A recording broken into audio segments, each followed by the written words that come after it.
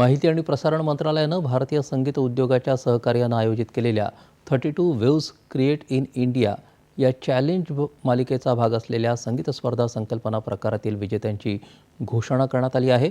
त्यात कुणालू कुंडू अल्लाफ हे विजेते ठरले, तर विवेक दुबे उपविजेता ठरले आहेत। भाव गणेश थंबीरण, जयनाथन आर आणि दीप राजेश डाबरे हे देखील अनुक्रमे द्वितीय, तृतीय, चतुर्थ आणि पाचवे उपविजेते ठरले आहेत।